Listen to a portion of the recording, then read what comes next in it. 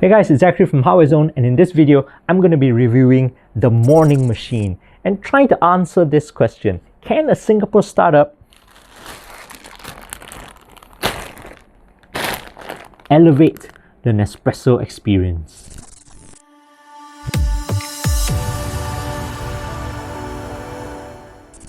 So we've either established I really like Nespresso or I'm a coffee junkie. Yes, this is my own espresso stash. I brought it from home, and as much as I like brewing my own coffee, there are times when there just isn't time for all that ceremony, the whole setup and the brewing and the cleanup after that. Sometimes you just want coffee in your hands as fast as possible, and that's what Nespresso is for. Now, before we talk about this machine, we have to talk about this, right? Because the morning machine is a Nespresso compatible coffee machine. It uses the same Nespresso pods to make coffee. And this is an Nespresso original coffee machine which uses Nespresso pods to make coffee. Now, this is my machine, I brought it from home, but the question is, wouldn't Nespresso know Nespresso best? Traditionally, yes, but not anymore. Over the past couple of years, there's sort of been an explosion of third-party Nespresso compatible capsules, and you can get them anywhere these days, from malls to supermarkets. Even large coffee chains like Starbucks sell their own Nespresso capsules, to smaller local coffee roasters and cafes sell their Nespresso capsules as well. And I sort of blame Nespresso themselves for their own popularity, because this is basically the most popular coffee machine around and most easily accessible coffee machine around. I try other compatible pods as well. I've gotten these from Pod Labs. This is a local company. I think they sell these like traditional kopi o pods. I've got some tea pods as well. It's not just relegated to coffee. These are tea pods, and this is from a local cafe, a roaster. This is Jewel Coffee. This is a Sumatran single origin. So, you've got so many more coffees to try now, and I think that is the reason why the morning machine, comes into play. Now, this is by far the most over-engineered capsule coffee machine I've come across, and I love it. I mean, on a base level, it works pretty much like an espresso machine. All the basic components are there. You've got your water reservoir at the back. You have a drip tray out front. This is where used capsules go. And of course, on the top, it's where the capsule goes in. Now, it's the small little things that I feel that makes a difference in the user experience. The whole machine feels pretty well built. Even all the joints and the plastic parts don't feel like they're flimsy. There's nothing janky about this machine. Everything goes where it's supposed to go. It's a very smooth operation. You kind of, even you bring it out of the box, you kind of know where everything fits. And it's just the small little finishes and touches that they put into this machine that just makes the experience so much better. Like, for example, where coffee comes out, there's actually a little LED light here that comes on when you're brewing. This drip tray has a small little magnet here, so when you put it down, it actually snaps into place, so you know it's where it's supposed to be. There's even a rubberized mat, so your cups don't move around, and even the drip tray itself has a rubberized top as well, so it's like non-slip and non-slick. And you compare this to like Nespresso's standard drip tray, right? They're both plastic, they're both lightweight, but this just feels better put together and has some use. Now, even the machine itself, this base it's non-removable, so it kind of looks odd, but there is a reason for this. This is actually a built-in digital scale. The reason why there's a scale on this thing is because the morning machine brews by weight, not by time or by volume. The other reason why there's a scale here is so that the machine can also detect when your cup is off. So when you're brewing halfway and you pull your cup away, it can pause brewing. It'll tell you that your cup is gone, please replace your cup, and then you can continue brewing after that. These are just some of the smarts that this machine has.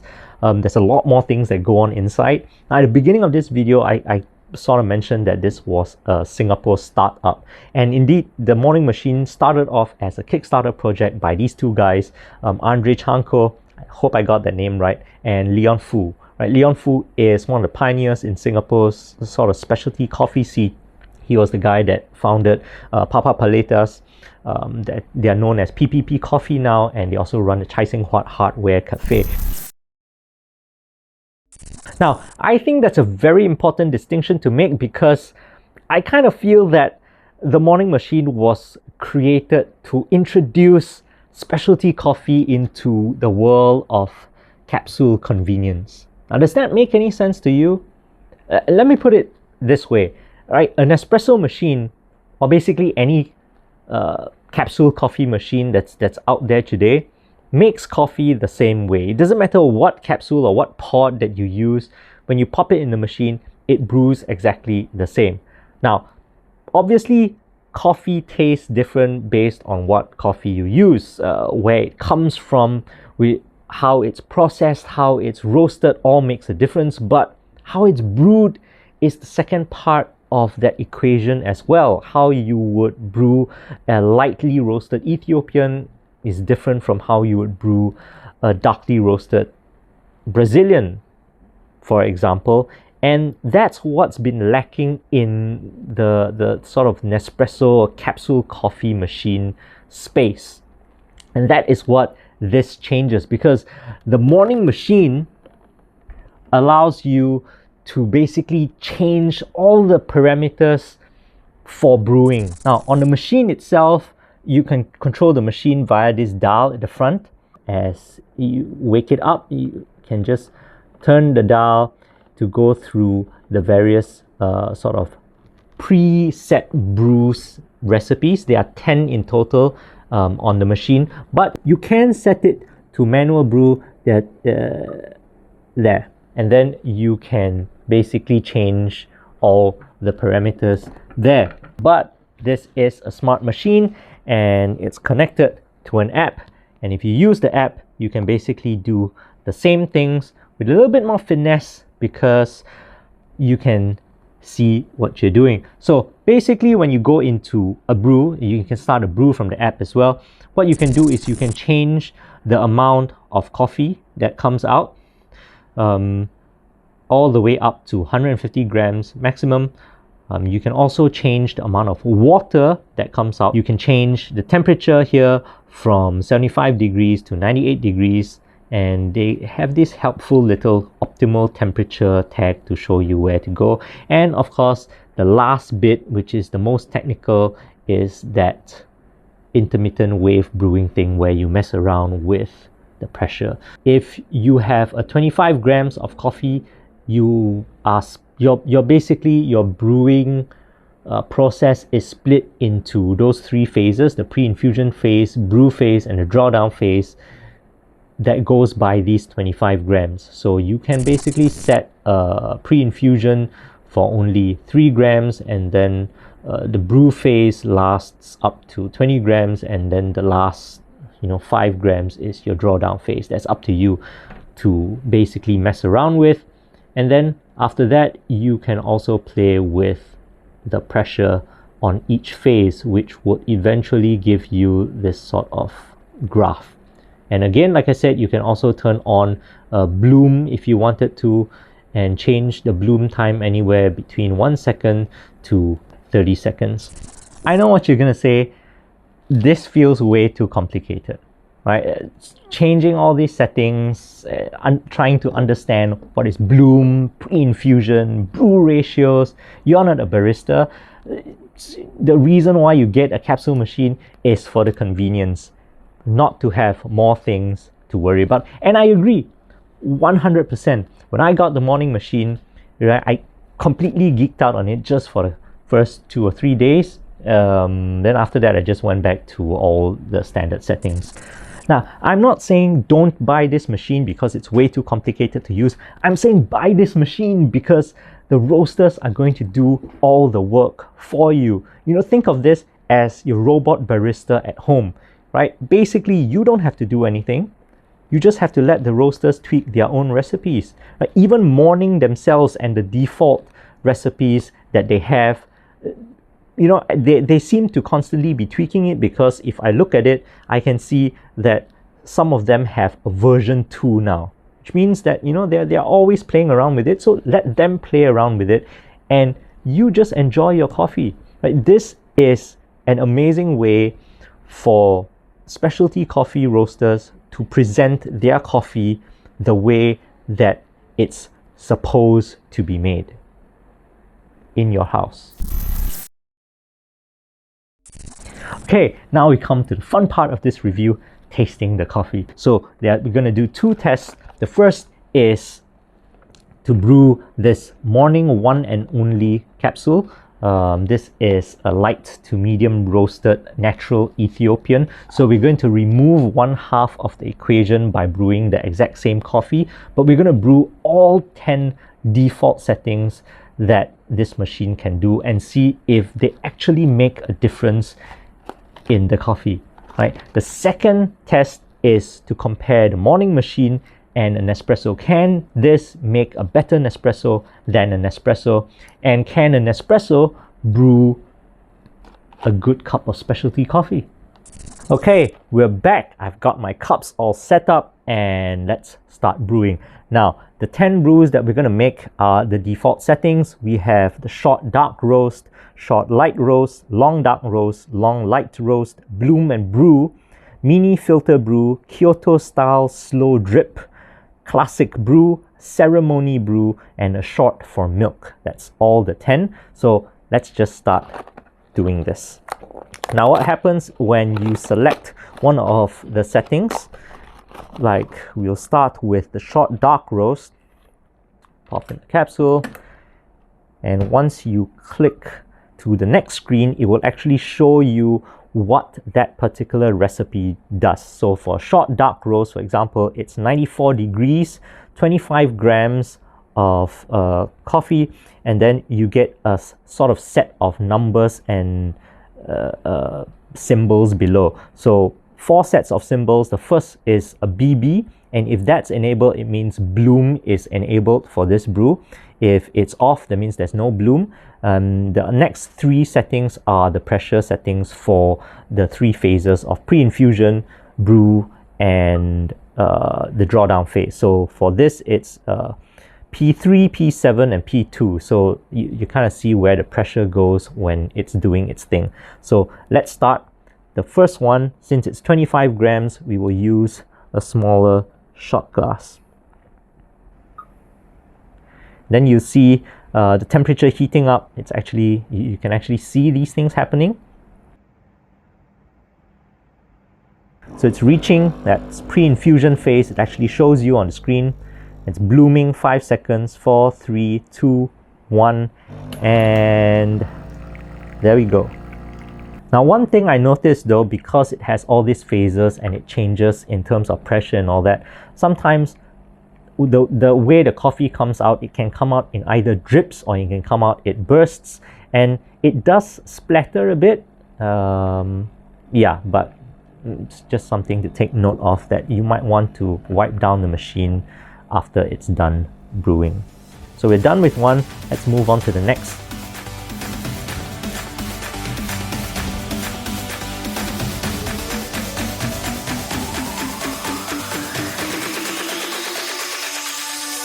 Okay, we are done. 10 brews. That took a while and the machine made kind of a mess. I should have brought a cloth to clean this, but we'll do that later. Interestingly, the water reservoir has enough water to brew all these at one go, and there's still a little bit left. But anyway, let's get to tasting the coffee. So you can see this is all the same coffee, the same pots, so the coffee should not matter at all. It's just how the brewing changes the taste or the complexity. Who knows? Let's try. Ooh, acidic. This is an Ethiopian coffee. It's very fruity, sour, acidic. I like it. Marmite. Fun. It's a zing to your head. Now, this brew is less acidic than that. It has less bite, less zing in your mouth. It's a bit more mellow. Yeah, it's much more drinkable. That sort of acidity from the fruit is less there, instead of sort of unripe mango, you might say. Isn't that sharpness to it? This is more of a riper fruit. It's still there, but it's not. It doesn't bite. Now this is very light, right? This tastes nothing like this anymore, or even this tastes very watered down, obviously because it has so much more water, but it doesn't even taste acidic anymore.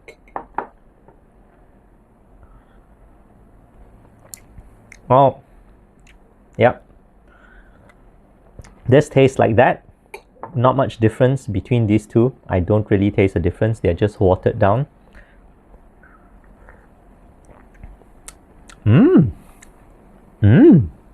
Okay. This is more similar to that, except that it is chewy, a syrupy, thicker.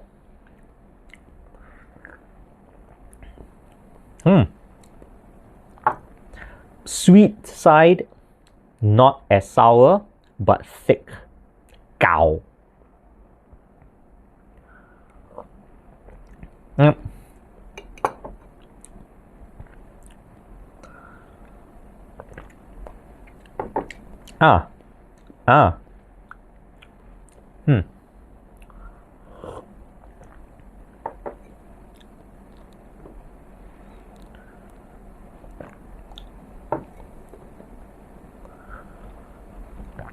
Okay, interestingly,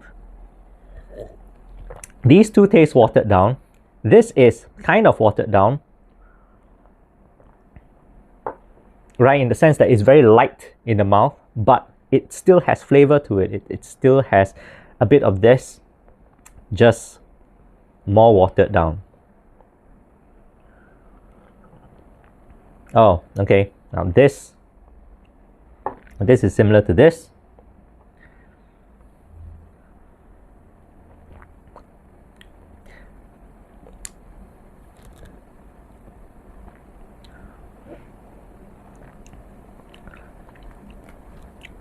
Okay, I don't know if it's just me, but this has a sort of like siltiness to it.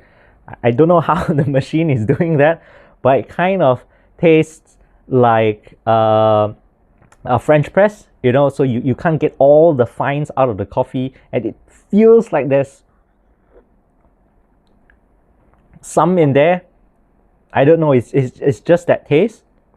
It's a little bit darker. It has no acidity at all, very interestingly.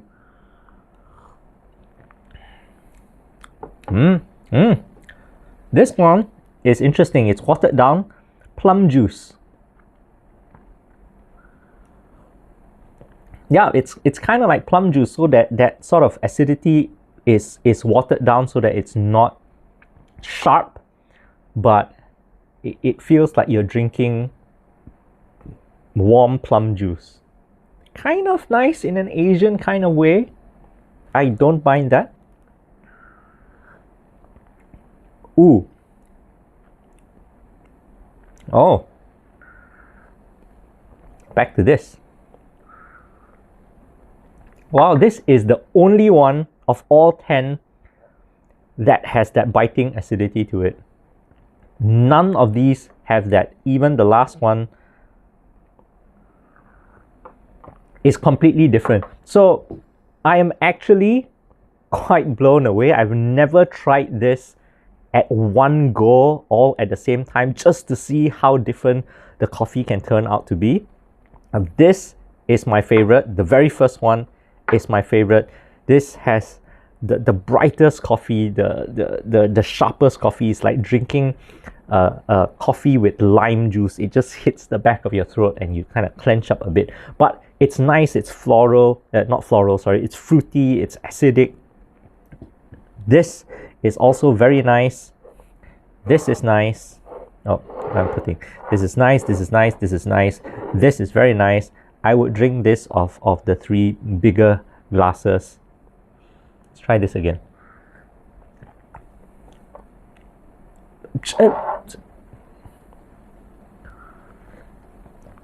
Now, these taste the most watered down to me, and it no longer has that flavor of the coffee itself. Now, this was an interesting experiment. I actually did not expect it to be completely different from one end to the other of a scale of how the coffee tastes. I really thought it would just taste like the same coffee but more or less watered down. But I actually, if you gave me all this and asked me to just try without telling me where it came from or how it was brewed, I would have thought that some of these were completely different coffees. That's how much difference there are among the brews, right? But even though I chose these as sort of my favorites, as these that I would drink, does not mean that these methods are not good. It just means that these methods are not good for this coffee, at least for me, right? So I would not brew this way with these pods anymore, but I would probably try to brew this way with other pods, you know, maybe a darker sort of roast or from another country, right? This is a light roast and, you know, it's probably not designed to be brewed in these other methods, right? It's on to the next test. So we've cleaned up and reset the machines and I brought out my Nespresso. So now we're going to do a head-to-head. I've got two of these Vivalto, Tokyo Vivalto caps. These are currently my favorite of Nespresso's core range. So that's what we're brewing between these two machines. Now, interestingly, the morning app, if you go into it, has a Nespresso section. And if you go in, they actually list the whole range of Nespresso capsules. So instead of using the preset setting, we're going to actually use their Nespresso setting. So anyway, let's see how these two work. It's a little harder strength. This feels smoother when closing and opening, whereas the Nespresso, you need some strength to like pop the capsule.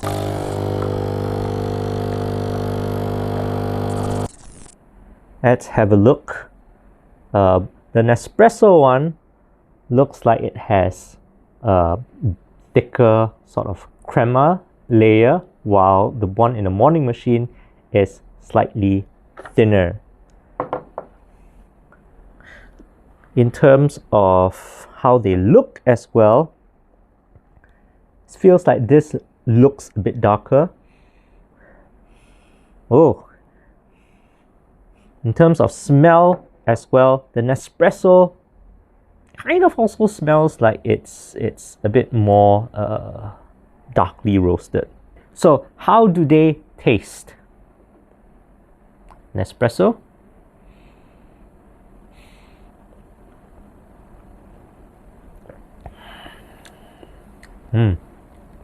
That's familiar. Some flavor comes through. And how about the morning machine? Smells the same. Okay.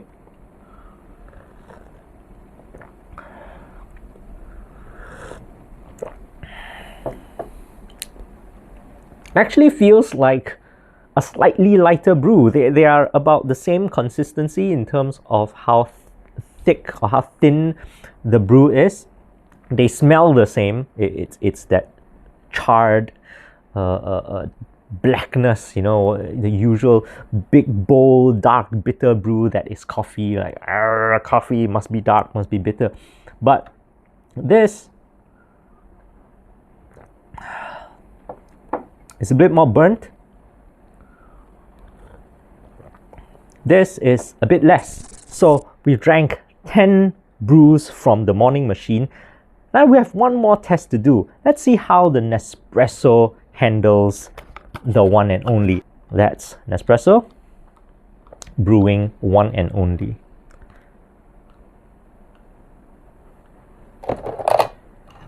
There we go.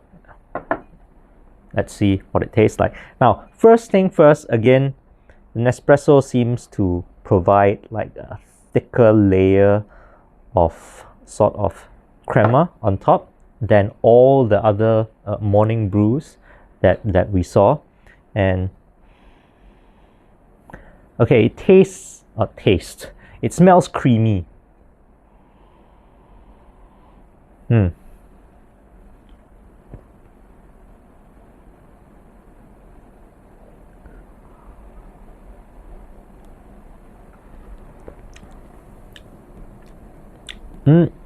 Interesting. I don't dislike this. This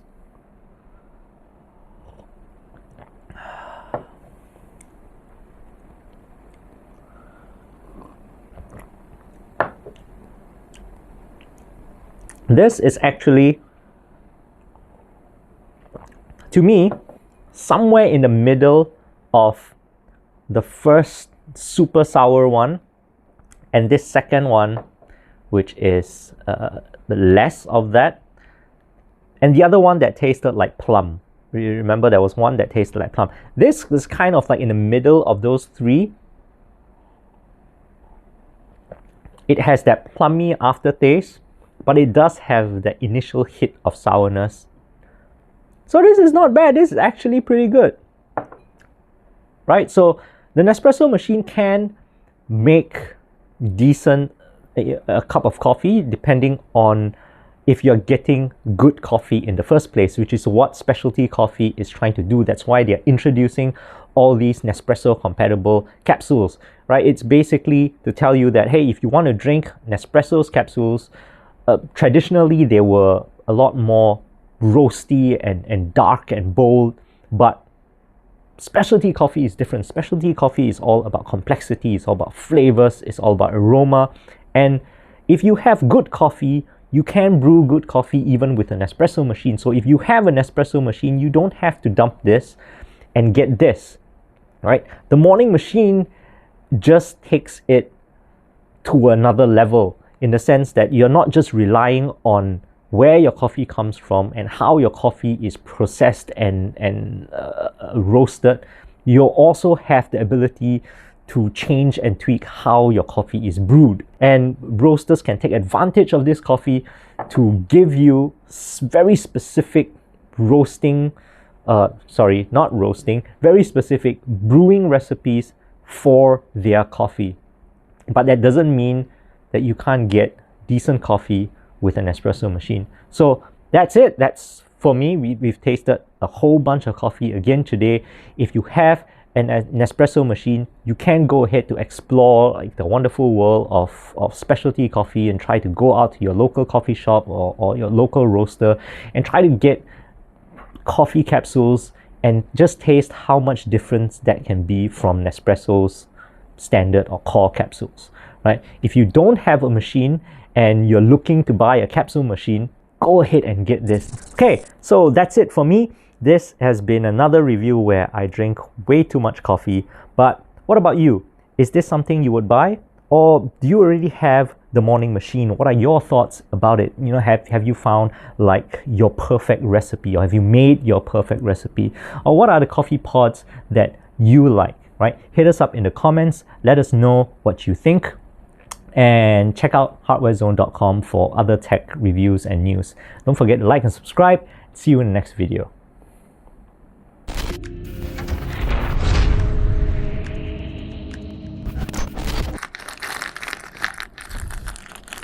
Mine. All mine.